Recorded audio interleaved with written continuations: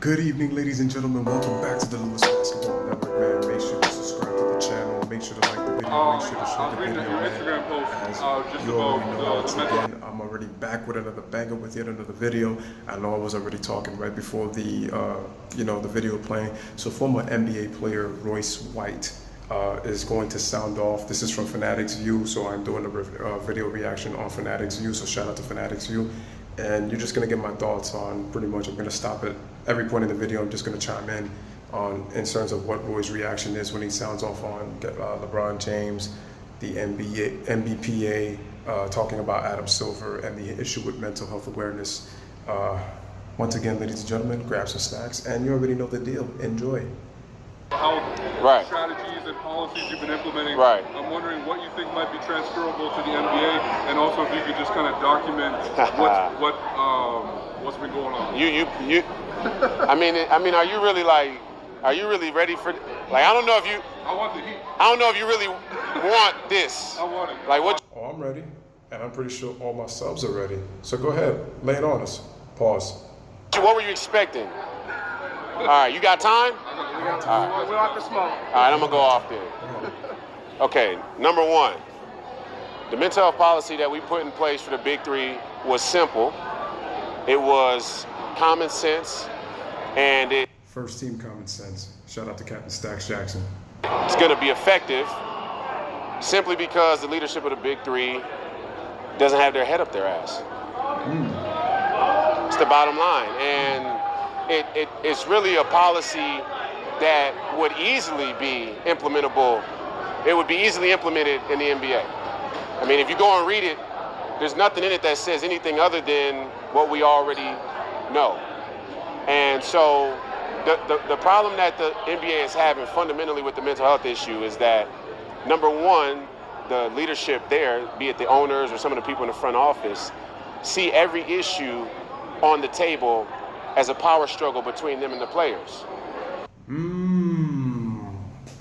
Brings up a very valuable point right there, Mr. Royce White. I agree, fam. I definitely agree with that. This is what, ladies and gentlemen, this is what I've been saying. It's always been about power struggle between the NBA and the players. Always said that. So, for example, this exact same policy that we just put in place for the Big Three, the pushback that I got for trying to have it be in the NBA was that the players would fake mental illness. You know what's so crazy about that, folks? He has been trying to do that from the moment he got drafted into the NBA, and the NBA never put it in place. Crazy, right?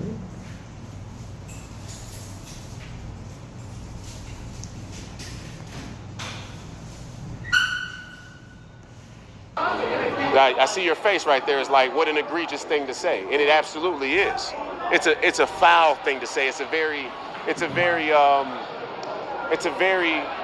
nasty thing to say. To really suggest that some of the most competitive athletes in the world would use mental health, which is one of the most stigmatized health conditions in the world, to get out of playing so they can still get paid. Basically, what they're saying is there's a very con-like culture amidst the players. And you're talking players that are walking through right here. People that have put years and hours and blood and sweat and tears into the NBA. And you know what I told them in response to that? Fuck y'all. And that's why I'm not in the NBA. Because I took offense to it for every man that's back here walking that done put that jersey on in the NBA. I was just going to ask you. No, he may have not had an NBA career. He only played 3 career games with Sacramento. He was drafted, I believe, by the Sacramento Kings. Ended up getting traded to the Houston Rockets, on top of the fact that he also played in a lot of D-League affiliates. And I believe he played in China, if I'm not mistaken. China or Italy, I believe. But that was pretty much his NBA career. But ladies and gentlemen, he's been trying to implement the mental health policy rule in the NBA from the moment he got drafted because he has an anxiety disorder. And the NBA kind of pretty much ignored it. And you already know the NBA. The NBA are like a bunch of lawyers. As he's going to mention in this video, they double and triple check everything to make sure that they clean their asses. Okay? That's what they do. What is the goal to ever get back, I guess? Yeah, they know what they need to do. They know what they need to do, and they know where I'm supposed to be. Of course I'm supposed to be playing. I have the most coveted skill set in the modern game. There's no doubt about the fact that I could play, and I don't think if you ask anybody back here who's played in the league or or has any real understanding of the game at that level, Does he have the most coveted skill set? Let me know in the comments. whether or not I should be playing. But the reality is that they took offense to what I said and did, and it wasn't even about mental health. Sure. Like, that was just the argument. You know how sometimes you have an argument with your girlfriend or your significant other, and there's the argument, but it's not really about that? What it's about is that there's still a real fear of intellectually competent black men. Ditto. Ding. Hit the nail on the head. This is what white America fears, ladies and gentlemen. This is what white America fears. I repeat. This is what white America fears. And that's what I am. I'm competent. And there's a real fear of that, because where does this stop? First, you're putting together policies, and next you may change the entire world. And that's what they're faced with, and they don't want me around. If they give me an all-star platform, they're gonna have a lot of issues, right? Because And this is why I said that Adam Silverspoon, as I like to call him, is making all these crazy changes in the NBA to try to say, look what this guy has done for the game of basketball. It's not even basketball anymore when you have female assistant coaches, and with all due respect to women, but it's like, it's not even really the NBA anymore. As a matter of fact, it's about, and let's be really honest, with all due respect to the women that play in the WNBA, those guys can ball, but it's not entertaining, and I don't really watch WNBA basketball, and that's with all due respect to the women, but that's the bottom line. It just does not entertain me. And that's really the real truth. And the NBA is doing poor in revenue sales. And that's the unadulterated and cold-hearted and cutthroat truth, ladies and gentlemen. Shout out to He Knows the Sport. Continue. I don't play coy. I'm not LeBron. I'm not gonna run around and say that the NBA is all progressive and, you know, that they're doing so much better than the NFL. Shots fired. NFL is some of these guys that are owners in the NBA own NFL teams also. Didn't I tell you, ladies and gentlemen, that a lot of owners in the NBA, they own either they work with other jobs, either they're lawyers, either they're doctors, either they do some kind of financial type of business. They own other jobs too.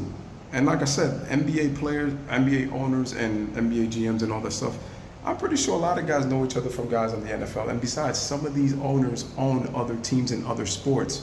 NHL and the NFL come to mind, and even MLB, Major League Baseball, okay? Who knows, probably even Major League Soccer or any of these world soccer teams. But yo, it's like this is a business, man, at the end of the day. Or they're friends with them. I mean, it's just a farce. It's a circle jerk, and there's people that are willing to participate, and then there's field Negroes like me. I'm a field Negro. As well, can you tell the people about your transition? Because, you know, before Homeboy Royce said, I'm giving it to you raw. it was publicized and you wouldn't fly or couldn't fly. Right. That was a scam. That was a scam to begin with. If you go, I mean, look, if you think that I could get from Ames to Lubbock Tech, to College Station by driving, then you're gullible. The whole time I was at Iowa State, I flew. Iowa State is the most northern university in the Big 12 Conference. Am I lying? Okay, so, I flew to those games. So the whole narrative that I couldn't fly was just a scapegoat. It was a diversion.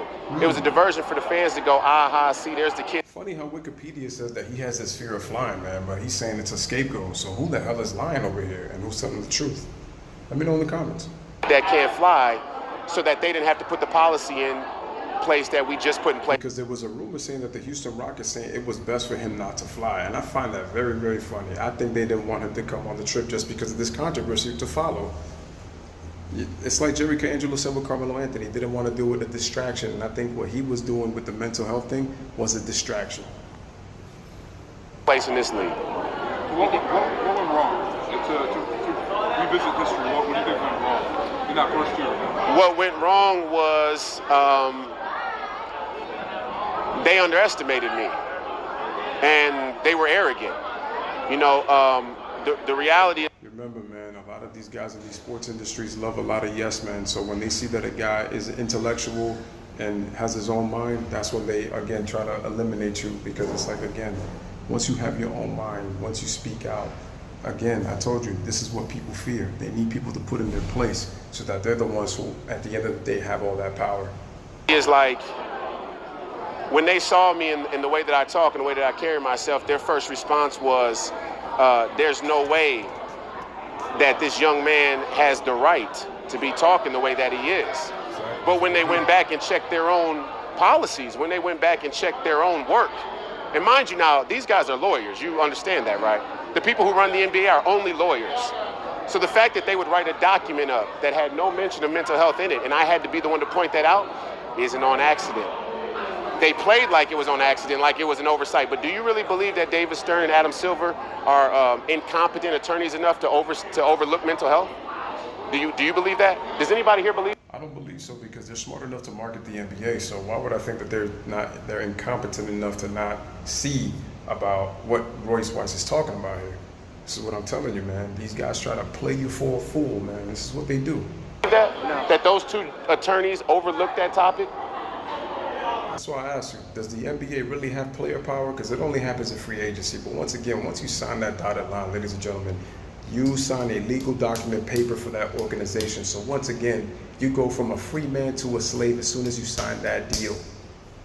These dudes double check, triple check everything. Oh, that's right. So I found one of their skeletons, and even beyond the fact that they don't like that I talk the way that I do, there's a real conversation to happen still about the alcohol and the drugs. Have you had a conversation with Ron Artest by any chance? Of course. I wrote a letter. If you go read my letter to the NBA from earlier in the year, back in June, June of last year. If you go read my letter, there's an entire section where I talk about David Stern, Malice in the Palace, what went on there, his perspective, his racist move to say that the hip-hop culture was turning the players into thugs. That's a shot at Allen Iverson for those who didn't catch that. Because remember how Allen Iverson was impactful in the hip-hop culture, bringing the hip-hop culture to the NBA, because Allen Iverson was not an ass kisser, and because he was somebody who came with tattoos and somebody who came with cornrows. David Stern was looking at him as a threat to the league and looked at him as a thug. So that's what Royce White is talking about in the Malice in the Palace, because of Ron Artest and his involvement with the fan that threw soda on him, because of the way he conducted himself, and Steven Jackson and Ben Wallace and on some of the Pistons and some of the Pacers, and in their involvement with the fan base. That's what he's talking about. And they were looked at as a bunch of thugs, from the league. And that's what David Stern's remark was. I don't know if y'all remember that he said that. We seem to have a real amnesia right now. The dress code was a racist move. He basically said hip-hop is turning our players, some of these guys that are walking around right here, into thugs. Peep the dress code too, remember that? And that was the response to Malice in the Palace. Not, we need to check the fucking alcohol limit. So when I'm behind the closed doors in the NBA, that's what I'm telling them. Why is the alcohol cut off not at halftime? Why do you think that it's still morally and ethically okay to... I've always wondered that, man. Maybe that's a reason. I'm not saying that it happens all the time with fans, because fans heckle with or without alcohol. But part of the reason that fans be heckling a lot of these players is because of the alcohol content that they have during the game. So it's like, why don't we eliminate it at halftime, knowing that most people have to drive out of the arena, and also they have kids with them too. Do y'all remember the looks on the kids' faces when Malice in the Palace happened? There were a lot of kids crying, there were a lot of kids scared, there were a lot of kids covering their eyes. It was a really ugly scene for the NBA, and that was David Stern's scapegoat to say that the NBA was showing a dark hip-hop thuggish image when it was